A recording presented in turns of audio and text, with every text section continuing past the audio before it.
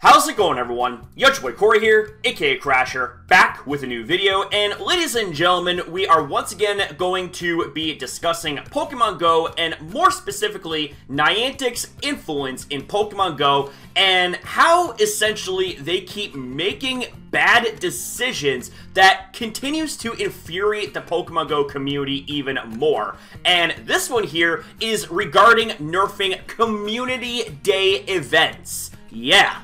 Let's get into this one. We have ourselves an article on Dexerto that is titled, Niantic Nerf Pokemon Go Community Day Length and Players Are Furious. Pokemon Go players around the world are furious after Niantic announced a reduction to the length of Community Days back to its original 3-hour time frame. Since its launch in 2016, Pokemon Go has provided fans with a quick, easy, and fun way to play their favorite franchise while on the go. In January 2018, Niantic launched the first ever 3-hour-long Community Day event with a focus on Pikachu. Just over 2 years later, they extended the time frame of the event to 6 hours. Now Pokemon Go players are furious after the developers announced that the events will return to the original 3-hour time frame with April's Stuffle Community Day. Niantic began its April Community Day announcement with a note regarding the length of the monthly event in the future. They went on to detail that according to their research,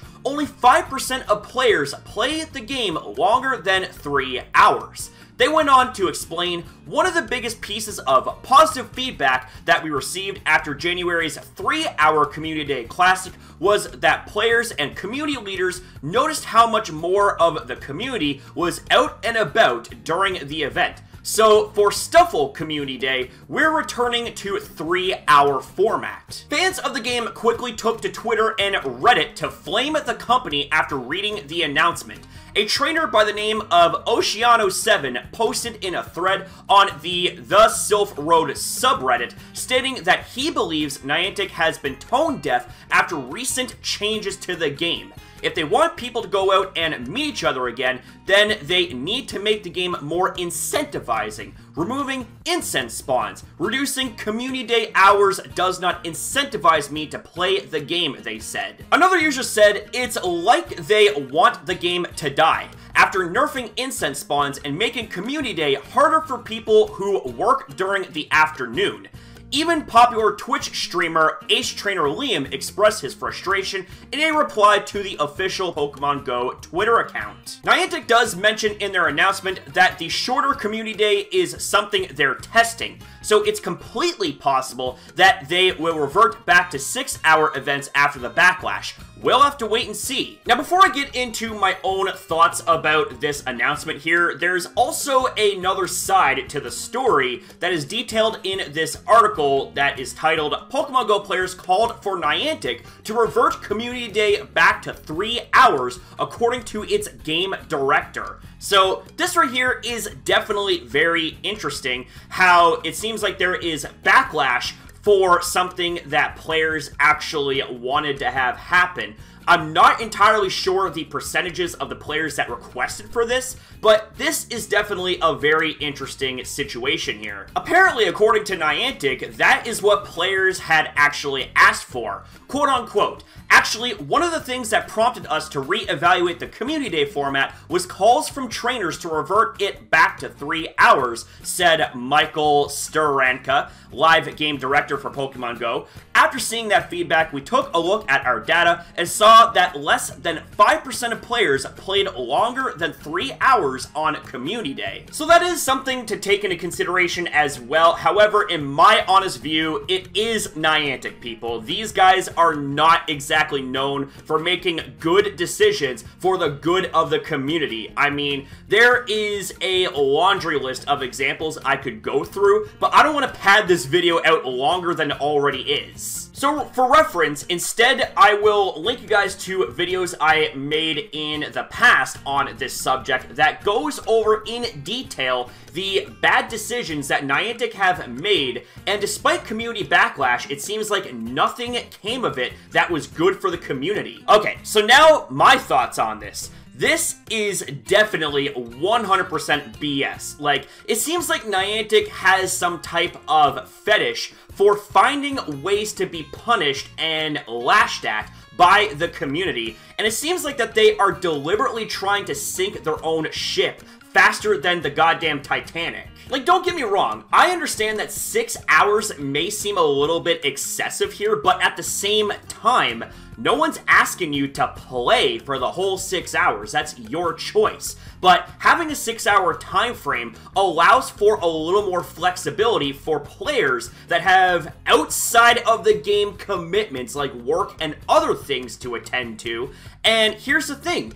When you have 6 hours, this actually allows for players to actually pick their spots more and go out for a time and play the game for a couple of hours and take part in this event. Whereas if you shrink it down to 3 hours, that allows a lot less time flexibility. And Niantic, do I seriously need to remind you for the 50th time already? I swear to God, I feel like I'm talking to a damn 5-year-old. Although a 5-year-old, I think, would understand things better than you.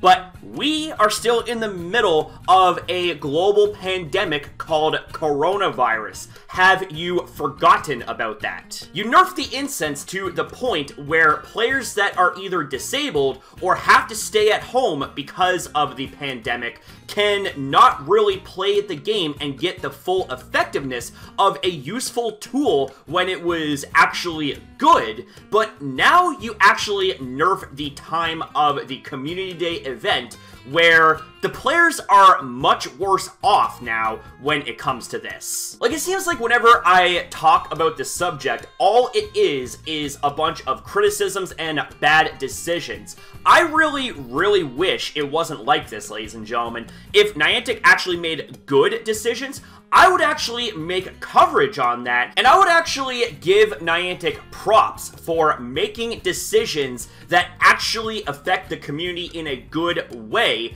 And if they were actually better about communication and their overall treatment when it comes to the very player base that made Niantic and Pokemon Go famous in the first place. But because videos like that are practically non-existent, that right there should also send a very powerful message that Niantic really either is that incompetent and that tone deaf, or they just straight up don't give a shit. Now, there's something else that actually stood out to me here. This here comes from the Twitter user Jack that posted the following. This post on the Sylph Road Reddit explains a lot about Niantic, and what we have here is an image that screenshotted this, and we are going to be going through it. This right here is a pretty interesting read. I met John Hankey in person at GoFest 2018, and I always love to share an anecdote about the meeting. I go up to him, say, "Hi, I'm so-and-so. I represent a website called Game Press, where some passionate players break down the game and try to share what we learn with other players. You know, feel-good stuff about how discovering and sharing the mechanics of the game has brought together all of these people." John Hankey looks at me, kind of rudely interrupts, and says, "Okay, but what about the people?" And at this point, I stop because I'm confused. What about the people? The people who now know so much more about the game that they're playing because of reading our content? But Hankey continues on his spiel about how we should be promoting community engagement, in-person events, and all that. And we're just not a platform that was or is designed to do any of that. I think at that moment it became absolutely clear to me that Hankey had one vision for Pokemon Go, which is a modality through which to shoehorn Niantic's AR technology by promoting in-person community events.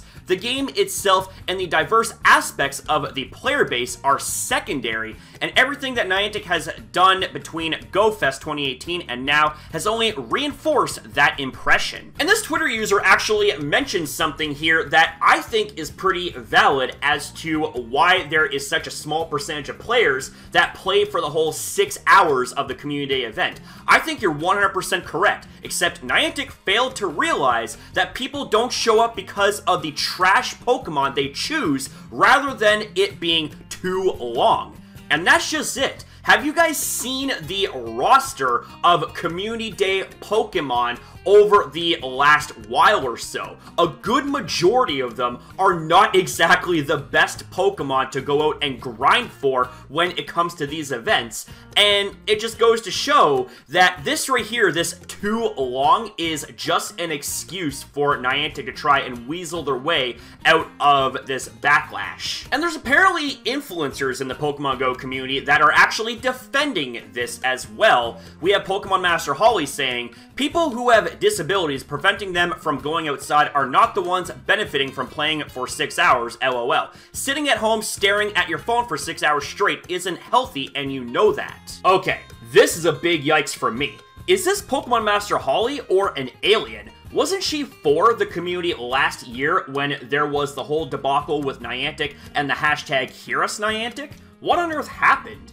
This is honestly one of the most insensitive and hot garbage things you could say, and the fact you locked down your Twitter account because you were being criticized for your words shows that you can't handle when you get yourself in trouble. This right here is a stark contrast to who people thought you were, someone who was a positive voice for the community. Now you resort to slamming the very community that gave you that voice. Class act, Holly, class act. Oh, and apparently, you're also going to make a video taking shots at Pokemon Go players as well? Very classy indeed. It's almost like you want to try and bury those who want their feedback to be heard. I also want to bunch this in as well, because Joe Merrick is actually on point with this. The way I see it, Niantic is wanting people to go out and play. That's fine, especially as places open up. However, stripping back content/mechanics already in the game, be it through reduced time or reduction of effectiveness of items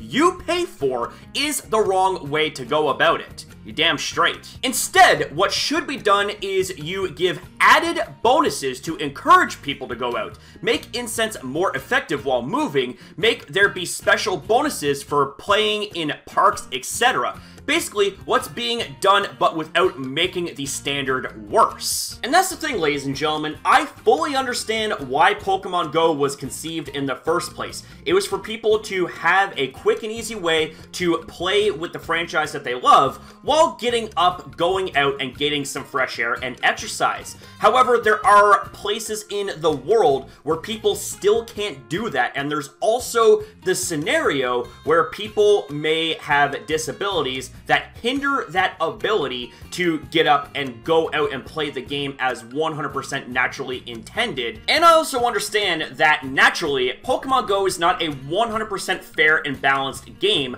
for every single player depending on their situation, but Niantic's incoherence and tone deafness here when it comes to their bad decisions are not helping that. They're making it much, much worse for everybody. Alright, I think that's enough of that for one day. So with that being said, ladies and gentlemen, what are your guys' thoughts and opinions about what it is we discussed here in this video? Regardless of whether you agree with me or disagree with me, I would love to hear you guys out. Just remember to keep it 100% cool and calm in the comments down below, and let's discuss. So, with that being said, ladies and gentlemen, thank you guys very much for watching. Thank you for your time as well in viewing this video. Have yourself a damn good one, people. I'll see you next time.